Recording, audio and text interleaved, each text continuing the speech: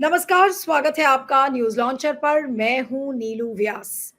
आपको ध्यान होगा कि किस तरीके से इस समय यूपी में एनडीए और बीजेपी दोनों के अंदर हलचल मची हुई है और अब यूपी के बाद महाराष्ट्र की बारी है और आज अजीत पवार को, जो कि शरद पवार के भतीजे हैं, उनको एक बड़ा झटका लगा है क्योंकि एनसीपी अजीत पवार के गुट के 4 बड़े नेताओं ने पार्टी छोड़ दी है। पार्टी छोड़ने का मतलब है उन्होंने अपना इस्तीफा अजीत पवार को सौंप दिया है और अब वो शरद पवार के गुट में शामिल होने वाले हैं। तो ये जो महाराष्ट्र का जो पिंपरी चिंचवड़ का जो इलाका है, उनसे 4 शीर्ष नेता थे जिन्होंने इस्तीफा दिया है और जो आपको कौन-कौन से ये नेता हैं उनके बारे में उनको आपको बता देते हैं कि उससे आपको ये जानकारी मिलेगी कि ये कितने अहम लीडर्स थे।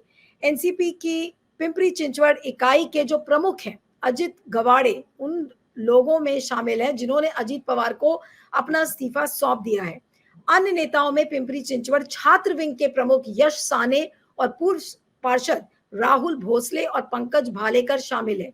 और ये घटनाक्रम आपको ये भी बता दें कि महाराष्ट्र विधानसभा चुनाव के कुछ महीने पहले हो रहा है और चुनाव के मद्देनजर अगर आप देखें तो ये अजीत पवार फैक्शन के लिए एक बड़ा झटका है। अब हाल में अगर आप देखें तो कुछ मीटिंग्स हुई थी। छगन भुजबल शरद पवार से मिले थे। उसके बाद कल ये खबरें आई थी कि सुनेत्रा पवार मिली हैं और अब आज ये खबर आ गई है कि 4 बड़े नेता अजीत पवार गुट के शामिल हो रहे हैं शरद पवार के खेमे में। अब शरद पवार ने कुछ महीने पहले क्या कहा था? उन्होंने कहा था कि जो लोग पार्टी को कमजोर करना चाहते हैं, उन्हें शामिल नहीं किया जाएगा, लेकिन जो नेता संगठन को मजबूत करने में मदद करेंगे और पार्टी की छवि को नुकसान नहीं पहुंचाएंगे, उन्हें शामिल किया जाएगा। तो ऐसे में ये कितना बड़ा झटका अजीत पवार के लिए है और एनसीपी में सूत्रों के हवाले से ये भी खबरें आ रही हैं कि जैसे-जैसे विधानसभा का चुनाव महाराष्ट्र का पास आ रहा है, तो सबको ये नजर आ रहा है कि अजीत पवार का भविष्य इस पार्टी में नहीं है।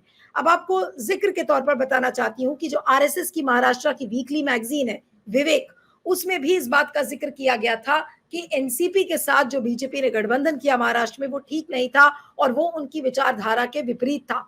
तो अगर आरएसएस भी इस बात को महसूस कर रहा है और एनसीपी शरद पवार के गुट के अपने लोग इस बात को कह रहे हैं कि जो पार्टी में जो लोग जो पार्टी को मजबूत करेंगे वो शामिल हो सकते हैं, तो क्या अब अजीत पवार के गुट के जितने नेता हैं उनको ये लगने लगा है कि अजीत पवार का भविष्य अब महाराष्ट्र में नहीं है और अगर उनके साथ बने रहेंगे तो पार्टी एक और जो नेता वो लाइबिलिटी बन जाएंगे। इससे अच्छा है कि समय आते आते शरद पवार के गुट में शामिल हो जाया जाए। तो अगर ये घटनाक्रम अभी, क्योंकि 2 महीने बचे हैं और 2 महीने में अगर इस तरीके का सिलसिला चलता रहा, तो ज़ाहिर-सी बात है कि अजीत पवार बिल्कुल नहीं बचेंगे और फिर इसका मतलब ये है कि एनडीए टूट जाएगी। तो क्या एनडीए के टूटने का सिलसिला महाराष्ट्र में शुरू हो गया है? ठीक जैसे हमने जो यूपी में हमने देखा कि किस तरीके से जो सुर बगावत के और विरोध के सुर नज़र आ रहे हैं, तो उसी पर हम बातचीत करेंगे। इस समय हमारे साथ पुणे से ही जुड़ रहे हैं वरिष्ठ पत्रकार, पॉलिटिकल कमेंटेटर अनिल सिन्हा जी। अनिल जी, आपका बहुत-बहुत स्वागत है। Thank you so much for joining. Sir, ये जो अजीत पवार के गुट के जो 4 बड़े नेता जिनके छोड़ने की खबर आ रही है, ये क्या है? ये क्या एनडीए के टूटने का सिलसिला एक तरीके से क्या शुरू हो गया है महाराष्ट्र में? जी सर। देखिए, इसका बैकग्राउंड ये है कि अजीत पवार अपने लिए मतलब एनसीपी की कोई नैरेटिव बनाने में विफल रहे और करीब करीब यही हाल एकनाथ शिंदे का है। लेकिन एकनाथ शिंदे और उनमें ये फर्क है कि एकनाथ शिंदे ने बहुत पहले डिसोसिएट कर लिया था और मुख्यमंत्री बन गए। तो और हिंदुत्व के लाइन के है शिवसेना जो उनकी रही है पहले, तो इसीलिए थोड़ा सा मतलब बहुत ज़्यादा नहीं लेकिन थोड़ा उनका एक स्टेचर है और एक नैरेटिव भी उनके पास है, क्योंकि हिंदुत्व बोल सकते हैं वो क्यों कंटिन्यूटी में है। लेकिन एनसीपी का जो अजीत पवार गुट है उसकी कोई कंपेटेबिलिटी नहीं है, उसके साथ कोई तालमेल नहीं है, ना आइडियोलॉजिकल तालमेल है, ना सोशल इक्वेशन का तालमेल है, ना पॉलिटिकल कोई तालमेल है। तो ऐसी स्थिति में अजीत पवार जो सबसे जिसका लॉस्ट नैरेटिव का केस आप कह सकती हैं और यह कह सकती हैं क्या कि जिनके लिए कि मतलब कोई स्पेस बनाना, पॉलिटिकल स्पेस बनाना डिफिकल्ट हो गया है। अब उनके पास है क्या, इस पर जरा हम लोग जांच कर लें। तो अजीत पवार के पास है क्या कि अजीत पवार जो एनसीपी में शरद पवार के बाद नंबर 2 नेता रहे शुरू से ही।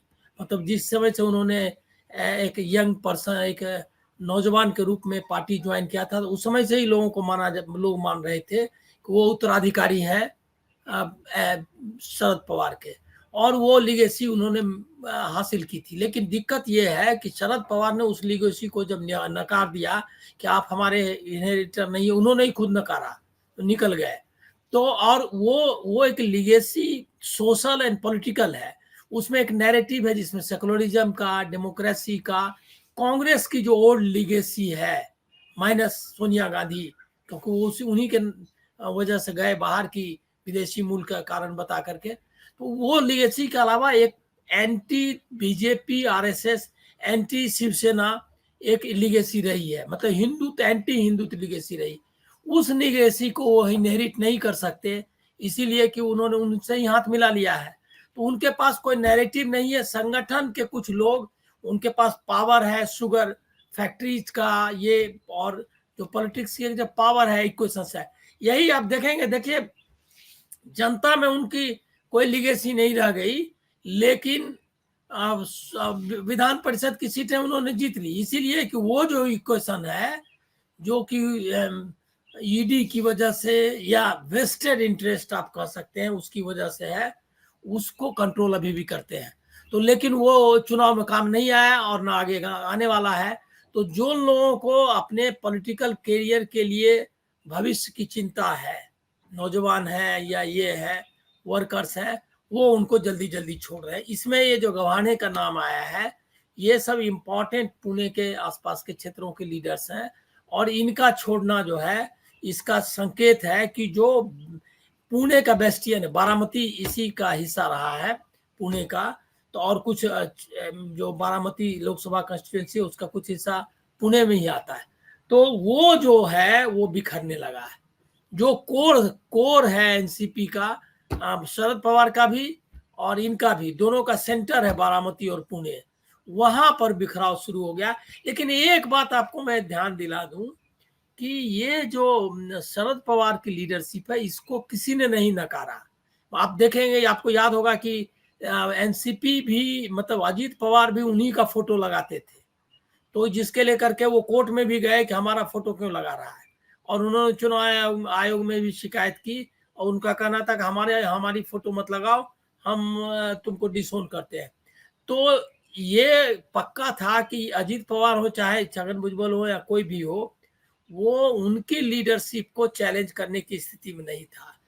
वो उन्होंने बाद में शुरू किया अभी, लेकिन वो जम नहीं रहा, बारामती में जो अपनी कैंडिडेट दिया। क्या ये कहना अनिल जी सही नहीं होगा कि एनडीए अब महाराष्ट्र में टूटने की कगार पर है, या फिर टूटने का सिलसिला एक तरीके से शुरू हो गया? जब एनसीपी में इस तरीके का अट्रिशन शुरू होगा, जब एनसीपी जो अजीत पवार का जो गुट है वो इस तरह से अगर छोड़ छोड़ के जाएगा और शरद पवार में शामिल होगा, उनके अपने रीजंस हैं, लेकिन इसी तरीके की चीजें हो सकता है कि एकनाथ शिंदे के गुट में भी हो, क्योंकि जब ये बोला जा रहा है कि और विवेक मैगजीन ने जिस तरीके से लिखा है विचारधारा को लेकर कि, और उन्होंने तो ये भी जिक्र किया कि इमरजेंसी का जो जिक्र अभी किया था, राम मंदिर का जो जिक्र बीजेपी ने किया, जिस तरीके का नैरेटिव बनाने की कोशिश की है, वो महाराष्ट्र के जो यंग वोटर्स हैं उनमें ये चीज रेजोनेट नहीं करेगी, ये विवेक मैगजीन में साफ साफ लिखा है।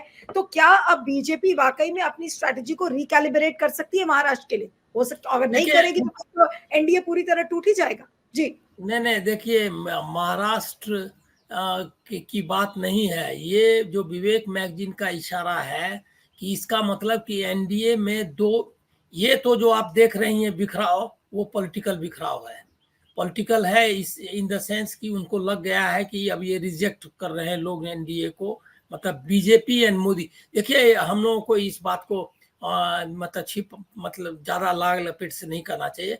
मोदी फेल्ड ब्रांड है, तो मोदी के फेल्ड ब्रांड की वजह से एनडीए में अब लोगों को लग रहा है कि ये जिता के ला नहीं सकता, तो इसके साथ रहना है कि नहीं, तो वो एक अलग मुद्दा है। लेकिन विवेक मैगजीन जो कह रहा है वो ज्यादा सीरियस है।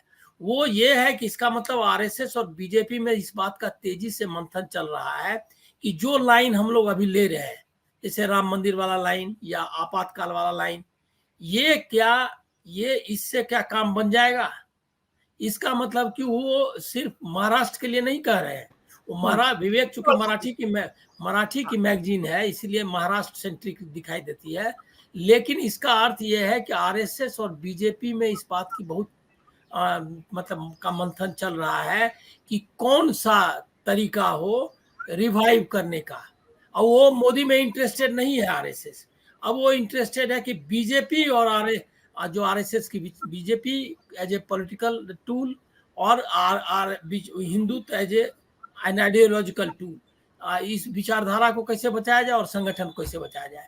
तो अब ये चिंता आपको दिखाई दे रही है विवेक में। एनसीपी का जहां तक सवाल है, अब ये विवेक के बाद पहले ही आपको याद होगा कि रतन सारडा ने जो अपने लेख में साफ साफ लिखा था कि एनसीपी के साथ जाना ये नहीं, और रतन टाटा ही नहीं, खुद मोहन भागवत ने बोला, फिर इंद्रेश कुमार का बयान आया, कई लोगों हाँ, के उसके बाद तो बयान आया। हाँ, तो आरएसएस ने वो कहा कि इनको साथ नहीं ली। इसका मतलब ये है कि कोर हिंदुत्व की आइडियोलॉजी से ये फिट नहीं बैठता है, इसको लेने की जरूरत नहीं थी। और वो एक बात जरूर है कि अजीत पवार चाह करके भी हिंदुत्व की लाइन नहीं ले सकते हैं, बिल्कुल, क्योंकि जो उनका जो मास बेस है या जो उनकी पॉलिटिक्स है वो ये नहीं ले सकते। तो उनको वो, और अब इससे एक और संकेत मिल रहा है कि अजीत पवार को डिस्कार्ड करने का अर्थ यह है कि बीजेपी आरएसएस हिंदुत्व की लाइन में कोई कॉम्प्रोमाइज करने नहीं जा रहा है।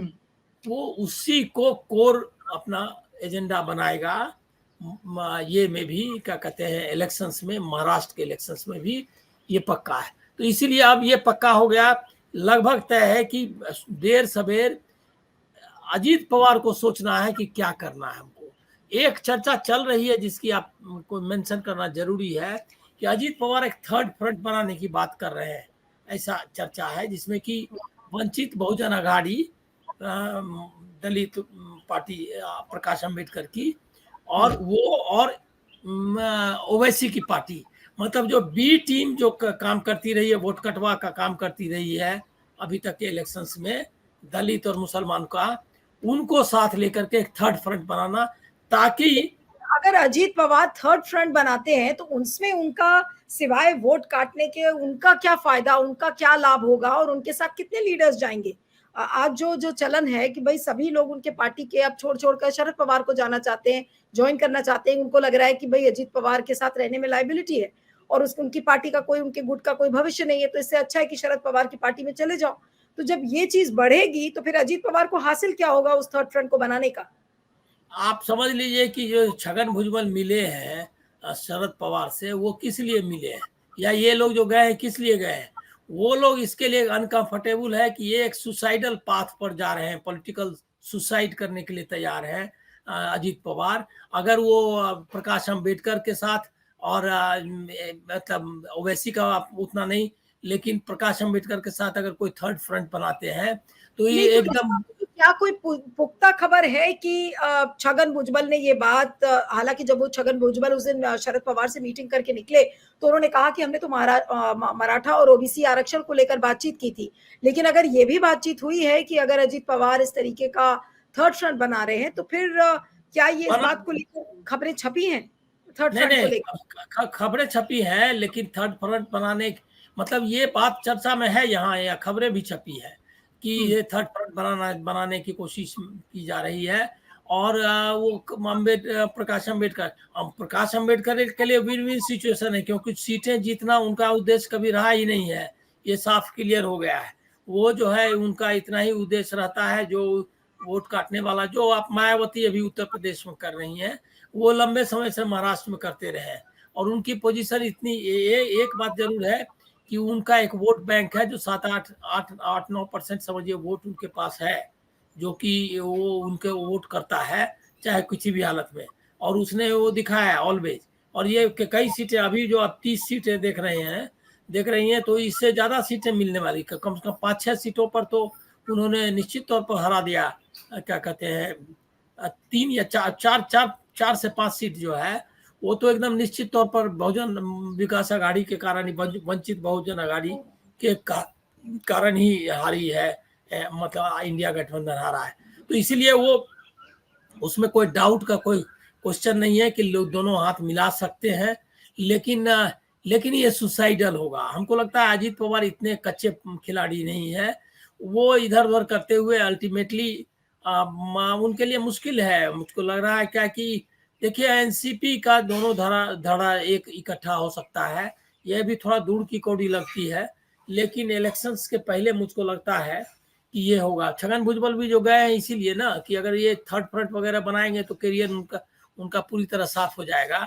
वो जो बहुजन का लीडरशिप है उसमें वो कोशिश करते रहते हैं, प्रकाश अम्बेडकर तो उसमें वो बहुजन के लिए नेता है अति पिछड़ों के, तो वो अगर आ गए इधर तो एक तरह का कॉम्बिनेशन बनता है। वो समझ रहे हैं कि एक डैमेजिंग ये होगा। इसका मतलब कि भुजबल इसके पक्ष में नहीं है, ना वो उसके पक्ष में। जो व्यक्तिगत बातें आ रही है वो भी इम्पोर्टेंट है कि भुजबल को नासिक से लोकसभा सीट लड़ना चाहते थे, वहां भी उनको नहीं दिया। उसके बाद यहाँ आ गए क्या कहते हैं उनको राज्यसभा राज्यसभा भी नहीं मिला। बिल्कुल, राज्यसभा भी बिल्कुल। नहीं दिया। और कहीं भी उनको लग रहा है कि यही हालत रही तो जो विधानसभा की सीटों में भी उनके कहे हुए लोगों को टिकट नहीं मिलने वाला है। तो क्योंकि प्रॉब्लम वहाँ ये है कि बीजेपी का सब जगह बीजेपी अड़ जाती है, क्योंकि उस सीट पर बीजेपी का दावा है, उस सीट पर ये होता है, तो ये कठिनाई आती नहीं, लेकिन मोदी जी और एकनाथ शिंदे इस अगर अगर एनडीए टूटने लगता है, इसको कैसे रोकेंगे? क्या इसको कोई रोक सकता है? अगर एनडीए इस तरीके से टूटने लगेगा, तो मोदी इसको कैसे रोकेंगे? और ये तो बहुत बड़ी चुनौती मोदी और एकनाथ शिंदे के लिए खड़ी हो जाएगी। क्या करेंगे ये है। लोग? नहीं नहीं, वो रोक नहीं सकते। कि आप देखिए बात ये है कि पहले भी है वाली वाली हालत नहीं है कि आडवाणी को आपने किनारे कर दिया और आडवाणी चुपचाप बैठ गए, मुरली मनोहर जोशी चुपचाप बैठ गए। ये लोग सब कितने बड़े नेता थे, आप याद करिए। आप अपने पुराने दिनों को की पत्रकारिता को याद करिए तो आपको अंदाजा लगेगा कि कितने बड़े स्टालवर्ड्स थे ये लोग।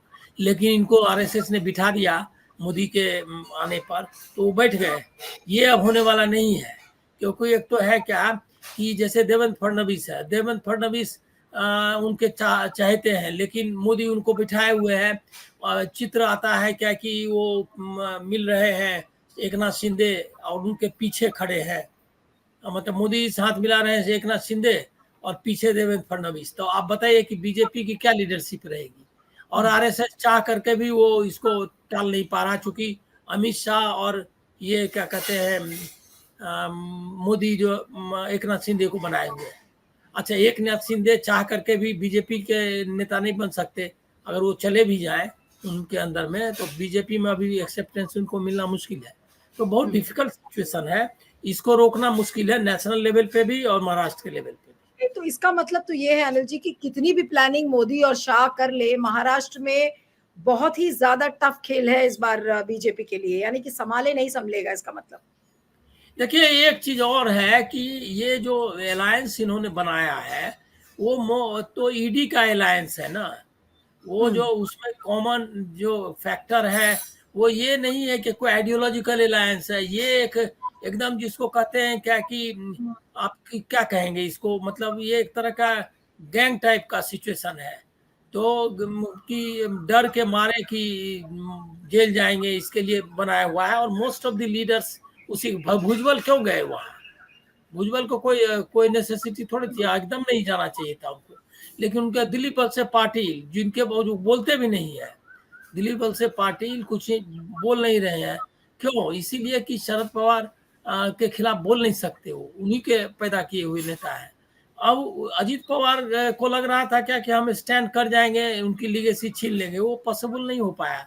दिल्ली उनके ही लोग नहीं जाएंगे, तो दिलीप वलसे पाटिल हो या छगन भुजबल हो या हसन मुशरीफ हो, ये सब ईडी के दबाव में गए। तो वो लोग सब चुप बैठ गए। अब आप देख रहे हैं कि किसी का स्टेटमेंट नहीं आ रहा है। नवाब मलिक वो इधर उधर दोनों कर रहे हैं। क्यों कर रहे हैं? इसीलिए कि उनके पास कोई ऑप्शन नहीं है। ईडी का है, सीबीआई पकड़े हुए एकदम जेल में डाल दो टाइप का सिचुएशन है, बचने के लिए गए हैं। तो उनको भी कोई नहीं, जो ये जो ईडी का अलायंस इन्होंने बनाया है, लेकिन अब ये इनके लिए कारगर नहीं साबित हो रहा है बीजेपी के लिए बिल्कुल भी, और ये अब इनको भी समझ में आ रहा है। तो इसका मतलब क्या बुरी हार की तरफ बीजेपी महाराष्ट्र में बढ़ रही है? कितना भी कर लेगी लेकिन इनका सुपड़ा साफ होने ही वाला है महाराष्ट्र में। 100% उसमें एक चीज आप समझ लीजिए। देखिए ईडी के अलायंस से जनता का अलायंस नहीं होता है। मोदी ब्रांड था ना, तो ईडी का अलायंस काम कर रहा था। ईडी का अलायंस काम कर रहा था कि मोदी का ब्रांड है, चलो उसके नाम पर वोट मिल जाएगा। बाकी अजीत पवार हो चाहे कोई भी दागी लोगों को भी ले लीजिए, कोई हर्ज नहीं है, और वो लोग भी जीत जाता था। कई लोग जिताए, उन लोग ले गए। लेकिन अब वो संभव है क्या? वो शुभेंदु अधिकारी तो ऐसा ही है, लेकिन आप देखिए बंगाल में एक सीट अब जीतने की स्थिति में नहीं है। क्यों? इसीलिए कि अब ईडी वाला मामला, मोदी का मामला फेल हो गया। अब मोदी का हमारा ब्रांड जब फेल हो गया, तब अब ईडी, अब देखिएगा कि उसमें से जो बंगाल में भी 110 होगा, यूपी में तो होगा ही, और महाराष्ट्र नहीं, में तो यानी कि ये जारी। बात बिल्कुल तय है कि जो डिफेक्टर्स हैं, यानी कि जो पार्टी को छोड़कर और बीजेपी के खेमे में जा रहे हैं, अब जनता उनको वोट नहीं कर रही है। शुरुआती दिनों में जनता ने उनको वोट कर दिया मोदी जी को देखते हुए, लेकिन अब उन डिफेक्टर्स के फेवर में जनता बिल्कुल वोट नहीं करना चाहती, ये तो बिल्कुल तय हो गया। हाँ, देखिए एक बात आप जान लीजिए, हुआ ये कि जब मोदी थे तो मोदी को लोग देख करके वोट दे रहा था। मोदी जब गायब हो गए तो उनको अपनी ताकत से वोट पाना है ना। अब वो अपनी ताकत से वोट पाने के लिए अजीत पवार जीत जाएंगे, इसमें कोई डाउट नहीं है, लेकिन अजीत पवार जिता के ले आएंगे ये संभव नहीं है ना। अच्छा, भुजबल जो है, भुजबल भी ये इस बात को समझ गए हैं, क्योंकि भुजबल के प्रयास के बावजूद उन इलाकों में जीत करके आए, वो क्या कहते हैं, एनसीपी, शरद पवार के लोगों ने जीत हासिल किया है। तो आप सोच लीजिए कि उनका अपनी लीडरशिप, उनकी कुछ खुद जो समाज में, जो अपने समाज में है उनकी लीडरशिप, वो थ्रेटेंड है, तो वो अपने को बचाना है उनको। तो वो देख रहे हैं क्या कि ईडी की, अच्छा उनको फायदा भी नहीं हुआ। देखिए उनके भी केस लटके हुए हैं, एक प्रफुल्ल पटेल छोड़ करके किसी का केस साफ नहीं हुआ। प्रफुल्ल पटेल गुजराती है, बिजनेसमैन है, उन्होंने अपना इंतजाम कर लिया और वहाँ वो उनको सेट हो गया, क्योंकि वो होंगे भी उनके संपर्क में, अडानी वगैरह के संपर्क में। इन लोगों का केस फाइनल नहीं हुआ है, कुछ न कुछ लटका हुआ है। अजीत पवार का भी लटका हुआ है, भुजबल का भी लटका हुआ है, और मेरे ख्याल में शिंदे का स्थिति उनका कुछ आगे बढ़ा ही नहीं था। जी, तो जी। ये है, इसीलिए इनको कोई फायदा भी नहीं हो रहा है, तो इससे लोग भागेंगे। अजीत पवार क्या करते हैं देखना, लेकिन बात इतनी आगे बढ़ चुकी है कि अजीत पवार के लिए लौटना डिफिकल्ट होगा, और उसको इतनी नहीं, जल्दी अब बात स्वीकार। तो अब मुझे लग रहा है कि बीजेपी के लिए हर राज्य में आगे बढ़ रही है। यूपी में आप देख लीजिए किस तरीके का घमासान मचा हुआ है। अब महाराष्ट्र में भी इस तरीके की अगर भगदड़ शुरू हो जाएगी तो बीजेपी के हाथ एक लगेगा क्या? मोदी और शाह कितनी भी कोशिश कर ले, इनके हाथ कुछ नहीं लगने वाला। जी, जी अनिल जी। एक लास्ट पॉइंट आपको बता दूं, अभी सुबह ही किसी ने मुझको बताया कि जो बिहार में जो ईडी के छापे पड़े हैं, एक आईएएस अधिकारी के घर पे, पुणे वगैरह में भी, उनके तार जो है बीजेपी के एक बड़े नेता से जुड़े हुए हैं, इसके जेडीयू के, जो जेडीयू के। बीजेपी में रह चुके हैं। अब उसके बाद अब ये माना जा रहा है क्या कि उस नेता को नकेल कसने के लिए इन्होंने किया, बहुत ही पावरफुल है वो, उनको नकेल कसने के लिए किया है, या मतलब क्या है मामला देख लीजिए। अब वहां भी ऐसा है कि ईडी के जरिए ही एनडीए बचाने की कोशिश हो रही है। ईडी लेकिन बचा नहीं पाएगा, क्योंकि जनता वोट नहीं देगी ना।